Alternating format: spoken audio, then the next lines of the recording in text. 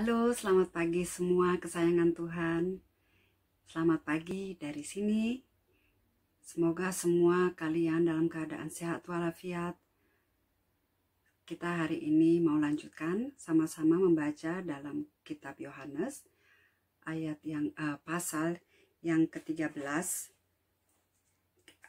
ayat 36 sampai 38. Kemudian kalau masih ada waktu, tidak terlalu panjang, saya akan lanjutkan ke pasal 14.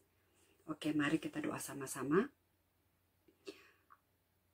Terima kasih Bapa Surgawi untuk hari ini, hari yang indah yang Kau berikan untuk kami. Terima kasih Kau berikan kami kesehatan dan kecukupan. Terima kasih untuk penyertaan-Mu, Roh Kudus, sampai hari ini. Kami bersyukur untuk firman-Mu. Pimpin kami Roh Kudus kepada seluruh kebenaran. Engkaulah roh kebenaran, singkapkan kebenaran-Mu kepada kami, supaya kami mengerti Tuhan akan kehendak-Mu, dan kami boleh hidup di dalamnya. Kami serahkan waktu kami ke dalam tangan-Mu Tuhan, biar hanya kehendak-Mu yang jadi. Di dalam nama Yesus Tuhan. Amin. Oke. Ayat yang ke-36. Simon Petrus berkata kepada Yesus, "Tuhan, kemanakah Engkau pergi?" Jawab Yesus, "Ke tempat aku pergi, engkau tidak dapat mengikuti aku sekarang. Tetapi kelak engkau akan mengikuti aku." Kata Petrus kepadanya, "Tuhan, mengapa aku tidak dapat mengikuti engkau sekarang? Aku akan memberikan nyawaku bagimu." Jawab Yesus, "Nyawamu akan kau berikan bagiku? Sesungguhnya aku berkata kepadamu, sebelum ayam berkokok, engkau telah menyangkal aku 3 kali. Di ayat ini, Simon Petrus ada rasa kesedihan yang dia rasa. Yaitu karena Tuhan Yesus bilang dia akan pergi, tapi dia nggak jelas Yesus akan pergi kemana, makanya dia tanya lagi, "Tuhan, akan kemanakah engkau pergi?" Dan Tuhan jawab, kemana dia pergi itu Petrus nggak bisa ikut, karena kemana Yesus akan pergi? Ke kayu salib. Yesus itu akan mati untuk seluruh manusia, termasuk untuk Simon Petrus ini. Tapi Simon Petrus yang disebut Petrus itu belum mengerti, dia belum menangkap sampai ke sana apa yang dimaksud Tuhan Yesus selama ini, kalau dia itu harus pergi. Karena dia bilang dia akan pergi kepada Bapa, tetapi sebelum dia kembali kepada Bapa, dia harus pergi ke salib dulu. Ya, dan ini Tuhan Yesus bilang di ayat yang masih ayat ke-36, jawab Yesus, "Ke tempat aku pergi engkau tidak dapat mengikuti aku sekarang, tetapi kelak engkau akan mengikuti aku." Jadi kelak setelah dia pertama sebelum dia mati, Petrus itu dia mati menjadi martir. Seperti Tuhan Yesus, dia mati di kayu salib, tetapi dia bilang, "Aku tidak layak mati seperti Tuhanku." Jadi dia minta salibnya itu dibalik. Ya, jadi Petrus itu mati di kayu salib yang terbalik. Dan kemudian yang dimaksud Tuhan Yesus juga, "Engkau akan mengikuti aku kelak." Jadi waktu dia kebangkitan nanti, Petrus itu akan jadi salah satu yang akan terlebih dulu dibangkitkan dari kematian, karena dia mati sebagai martir.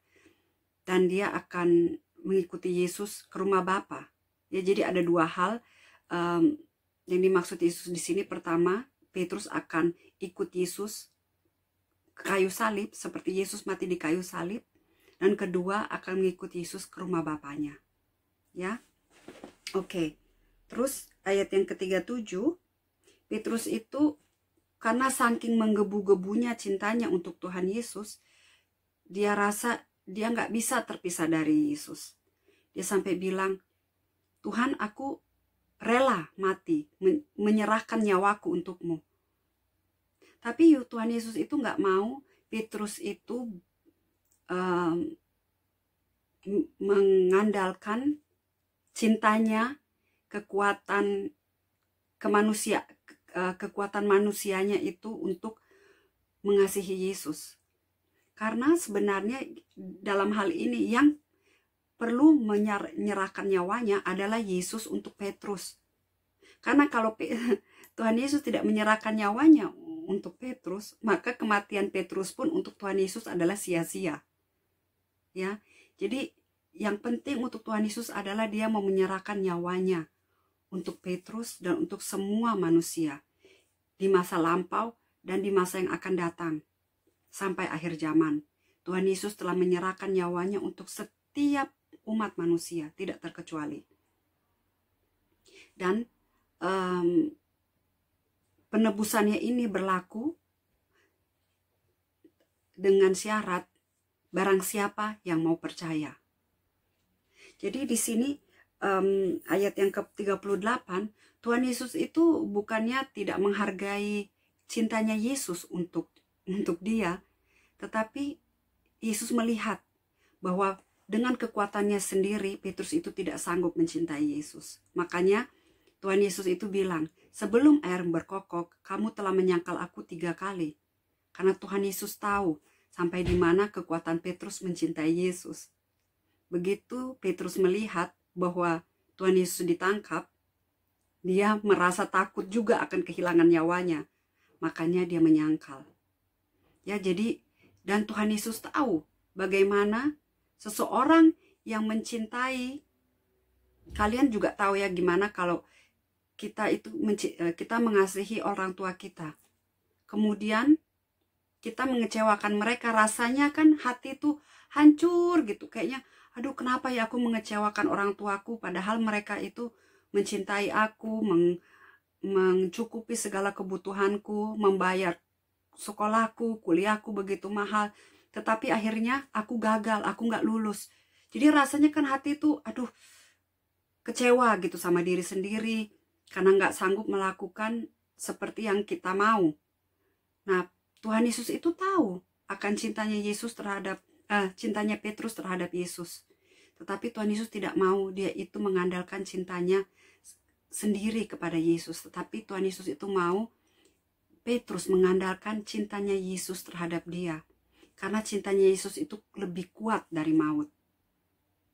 Ya, jadi hari ini saya mau beri kalian satu himbauan. Kalau kita orang Kristen, janganlah kita bangga bahwa kita itu mengasihi Tuhan. Tetapi banggalah bahwa Tuhan itu mengasihi kita. Dan dengan kasihnya yang tak bersyarat, yang tak berkesudahan, kita boleh bersyukur dan berterima kasih. Dan dengan itu kita bisa dan kita mampu mengasihi sesama kita. Bisa mengasihi orang-orang yang ada sekeliling kita tanpa terkecuali. Entah kamu di rumah, di sekolah, di tempat kuliah, di tempat pekerjaan, di mana aja. Karena kita tahu Tuhan mengasihi kita tanpa syarat. Tuhan mengasihi kita melampaui maut dan tak berkesudahan. Sampai selama-lamanya dia mengasihi kita. Oke, sampai di sini dulu pembacaan Yohanes pasal yang ke-13 berakhir hari ini. Jadi besok kita lanjut dengan Yohanes pasal ke-14. Oke, sampai di sini dulu. Dadah, Tuhan berkati harimu.